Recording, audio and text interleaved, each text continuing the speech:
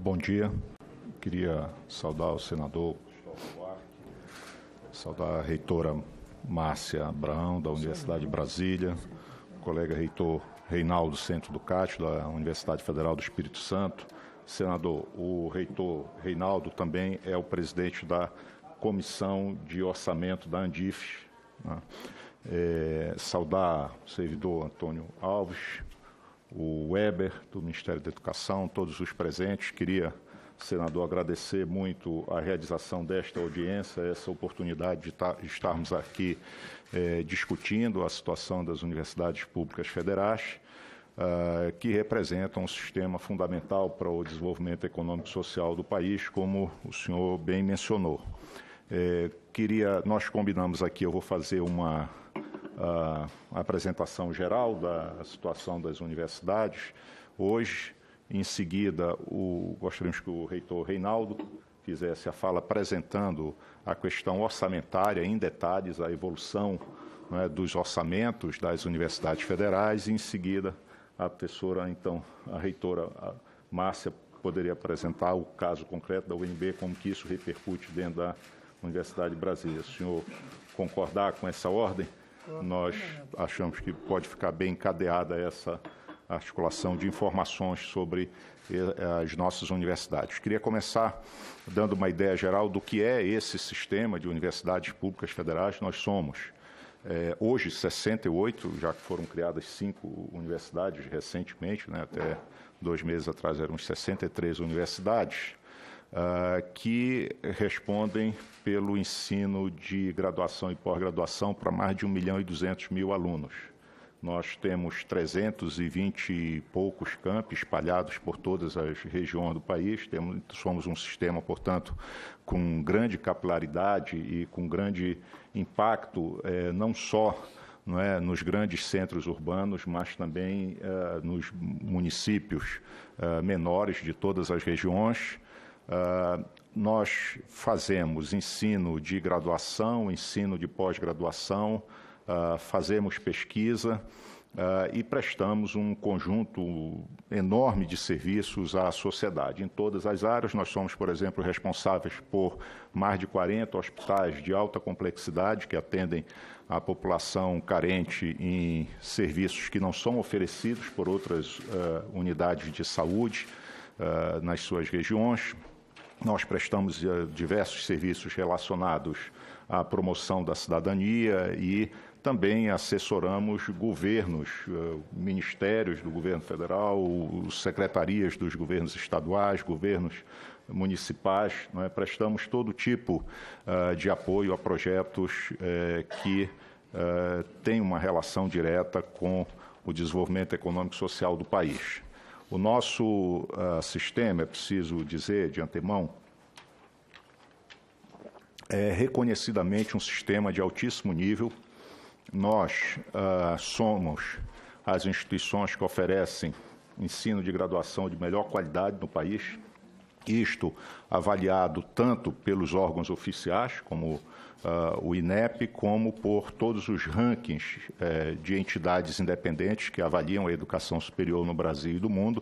Todos eles apontam as universidades federais brasileiras como o sistema mais eficiente e que oferece ensino de maior qualidade. Nós também respondemos por mais da metade do Sistema Nacional de Pós-Graduação.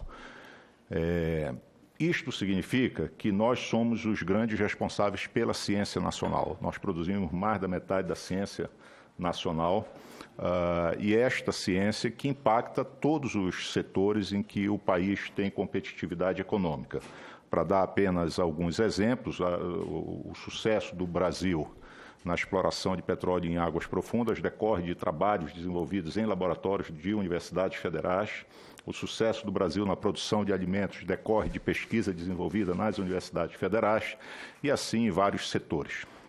Portanto, nós somos não apenas um sistema de educação superior, nós somos um sistema que atende a sociedade brasileira em múltiplas dimensões, criando condições que são fundamentais para que o país almeje uma soberania, como o senhor mencionou na abertura da sessão, Hoje, a soberania de uma nação depende da sua capacidade de produzir e usar conhecimento científico e tecnológico de ponta, e isto está presente nas universidades. São as universidades públicas federais as principais responsáveis no Brasil pela produção de ciência e tecnologia.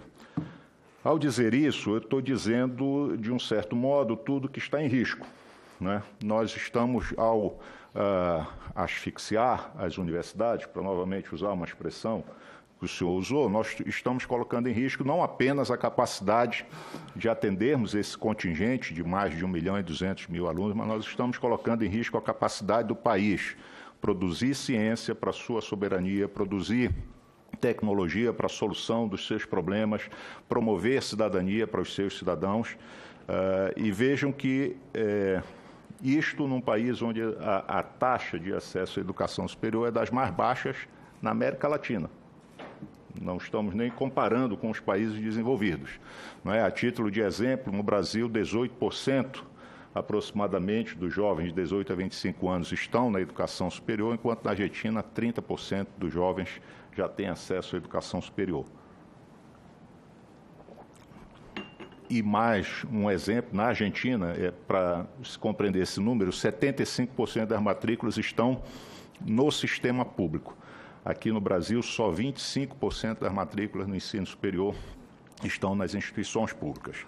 Pois bem, esse nosso sistema, a eficiência dele, decorre também do fato de que é um sistema permanentemente referenciado pelas demandas da sociedade e que, por isso mesmo, também passa por mudanças. Eu vou arriscar aqui comentar algumas mudanças que possivelmente têm relação com a questão que o senhor levantou, acerca do que o mundo de hoje requer das universidades. Então, as nossas universidades, por exemplo, hoje desenvolvem pesquisa, não é, já com uma preocupação permanente de transferência de conhecimento para a sociedade. Não é? Hoje, todos os grupos de pesquisa se engajam em projetos que buscam não apenas produzir conhecimento novo, relevante, de ponta, mas de fazer com que esse conhecimento impacte de um modo muito rápido o desenvolvimento econômico e social.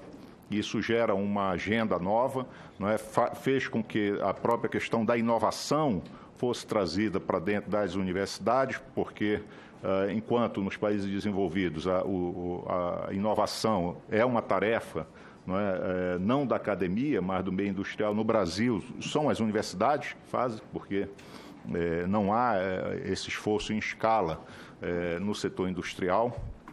Nós temos também transformado os nossos cursos de graduação no sentido de torná-los cursos cada vez mais próximos do ambiente, das exigências do ambiente de trabalho contemporâneo, que requer formação multidisciplinar, requer capacidade de atuação com campos de saberes diversos, e temos feito um grande esforço para que essa formação que nós oferecemos nas nossas universidades acompanhe o que são as necessidades locais, da realidade em que cada instituição está inserida. Esse sistema que é tão importante, tão essencial, né, é um sistema do qual o país não pode abrir mão, do qual o país depende em larga medida, né, para ter um processo de desenvolvimento econômico e social de longo prazo, né, vigoroso. Esse sistema hoje está em risco. Ele está em risco porque vem passando, depois de um período de expansão, não é, em que nós duplicamos o número de alunos, nós duplicamos, mais do que duplicamos, quase triplicamos o número de programas de pós-graduação, de mestrado, de doutorado para formar a inteligência nacional. Depois de todo esse esforço, nós vimos passando por um decréscimo continuado dos investimentos. Certamente, o Weber, que cuida da parte financeira do MEC, vai mostrar a vocês que, no volume global dos recursos, não é, não houve decréscimo, mas isto ocorre unicamente porque o gasto com pessoal, que tem um crescimento vegetativo, continuou ao longo dos anos. Mas o fato é, e isso o reitor Reinaldo vai apresentar em detalhes, nós vivemos uma redução muito acentuada de recursos de investimento, muito acentuada, e uma redução substancial também nas verbas para o custeio das nossas instituições. Isto no momento em que o processo de expansão ainda não está concluindo. Isso quer dizer, a cada ano continua aumentando o número de alunos que ingressam nas universidades, continuam aumentando as atividades que precisam ser desenvolvidas pelas instituições e, ao mesmo tempo, nós temos cada vez menos recursos para dar sustentação a essas atividades. Nós temos hoje um passivo muito significativo de obras inacabadas nas nossas universidades, porque não por problema de planejamento, porque se não tivesse havido essa inflexão nos recursos de investimento, todas as obras estariam concluídas já há 2 anos e nós teríamos condições até de ter iniciado novas obras, mas com os cortes acentuados nos volumes de investimento, nos recursos de investimento, nós temos hoje um passivo aí que está na casa de 2 a 3 bilhões de reais em obras inacabadas. Temos cursos que hoje carecem de infraestrutura, de salas de aula, laboratórios, para realizar as suas atividades e, obviamente, isso cria um problema grave de gestão para as universidades no dia a dia. Os recursos, a queda no recurso de custeio também tem prejudicado as instituições na manutenção das suas atividades, por força da dificuldade de honrar os contratos que temos, contratos com vigilância, com limpeza, com manutenção de equipamentos e, enfim, exigindo das instituições um grande exercício de gestão para que possamos continuar oferecendo o ensino, a pesquisa e a extensão, sem paralisações. Importante dizer que este é um quadro que tem relação direta com os orçamentos das próprias universidades vinculados ao Ministério da Educação, mas as universidades também são alimentadas na sua atividade de pesquisa por recursos que vêm do sistema de ciência e tecnologia. E nesta área a situação é ainda mais dramática. Hoje, os recursos destinados ao financiamento da pesquisa científica e tecnológica no país estão em menos da metade do que eram 4 anos atrás. Nós temos diversos grupos de pesquisa paralisando projetos, deixando de iniciar novos projetos. Nós temos alunos que estão abandonando os seus cursos de pós-graduação e as suas pesquisas por causa pela falta de condições para desenvolver os seus trabalhos. Nós temos docentes e alunos deixando o país, buscando oportunidades em outros países, em razão dos cortes acentuados no financiamento da ciência e tecnologia no país. Em outras palavras, nós estamos cometendo o suicídio que o senhor falava. Nós estamos comprometendo o futuro do país na medida em que nós estamos paralisando o sistema que pode garantir esse futuro para a nossa nação.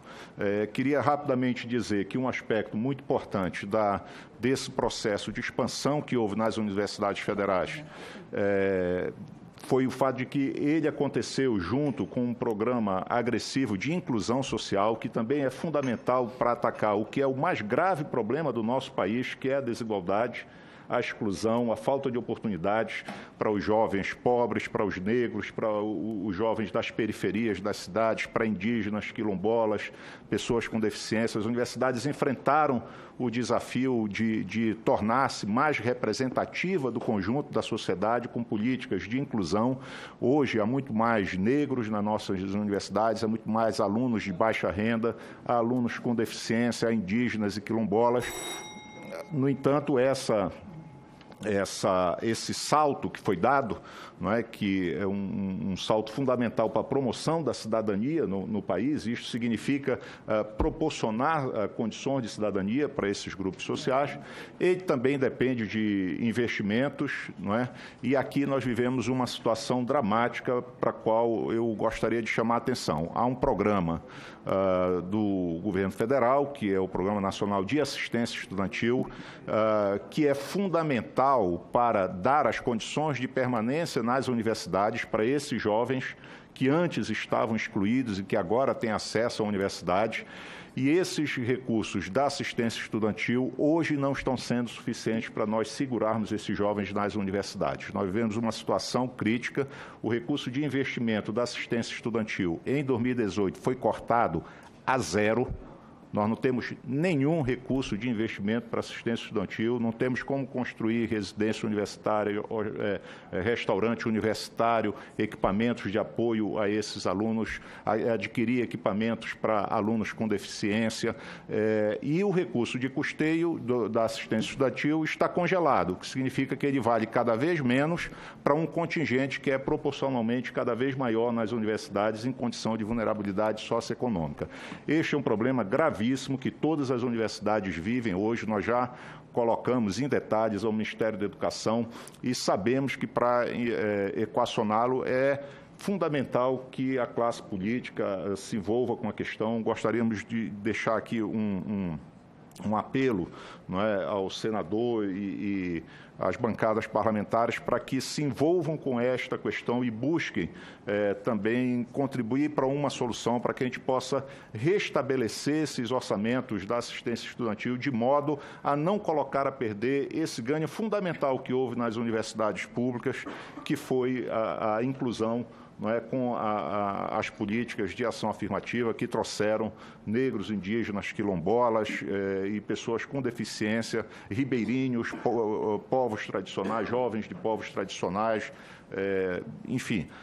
Esta é uma questão fundamental hoje para todas as universidades. Nós não temos como continuar funcionando, atendendo o alunado que nós temos hoje, que precisa estar na universidade, se nós não tivermos um aporte maior de recursos para assistência estudantil. Ontem mesmo houve aqui em Brasília uma audiência com o ministro da Educação, com representantes de indígenas e quilombolas. Há um programa de permanência do MEC para indígenas e quilombolas que foi fundamental para que os indígenas entrassem nas universidades. Os indígenas que vêm para a universidade, eles vêm não apenas sem recursos, eles vêm sem rede de apoio nas cidades onde eles vão estudar. Esse programa de permanência é fundamental para que eles fiquem na universidade, os quilombolas a mesma coisa, e este ano ainda não houve a concessão da bolsa para esses alunos, né? Então, um número que não é tão grande, é um problema que é fácil de resolver se houver determinação política, se houver a compreensão da importância social de se garantir que essas populações de indígenas e quilombolas estejam dentro das universidades públicas. Isso é uma questão estratégica de promoção da cidadania no nosso país e de desenvolvimento das nossas instituições. Nós também ganhamos com a presença de indígenas, quilombolas nas nossas universidades. Eles enriquecem o ambiente cultural das nossas instituições e eles são fundamentais. A presença deles nas instituições hoje é fundamental. Obviamente, essa conquista é um direito do qual esses povos também não abrirão mão, não é? Como nenhum de nós está disposto a abrir mão de direitos sociais conquistados. Então, faço aqui um apelo para que também se trabalhe no sentido de encontrar uma solução para esse problema. Eu vou encerrar a minha fala, ultrapassei o tempo, mas eu gostaria de pedir licença só para um comentário a mais. Esse processo de redução, de asfixia das universidades, de desidratação das condições para o seu funcionamento, ele tem sido justificado por alguns com um argumento que é falso, de que as universidades, o investimento nas universidades públicas está impedindo o investimento na educação básica no país. Isto não é verdade. A última vez que nós ouvimos esse discurso, as universidades foram estranguladas, elas ficaram sem condições de financiamento e não houve maior investimento na educação básica. Não depende disso, não há nação no mundo onde se tenha educação básica de alta qualidade sem ter educação superior de qualidade. E quem garante a qualidade da educação superior nesse país é o sistema de universidades públicas federais. Portanto, tem que haver, sim, mais investimento, mas tem que haver mais investimento tanto na educação básica como na educação superior. O Brasil tem os menores valores de investimento por aluno, tanto na educação básica como na educação superior. Se nós quisermos um futuro para o país, nós temos que mudar isso, nós temos que garantir um sistema de qualidade para a educação básica e nós temos que garantir que este sistema de universidades públicas federais, que é tão importante para o desenvolvimento econômico e social do país, tenha as condições de se desenvolver e tenha as condições de continuar contribuindo de modo tão substancial como ele está apto a fazer e hoje se vê impedido de fazê-lo. Obrigado.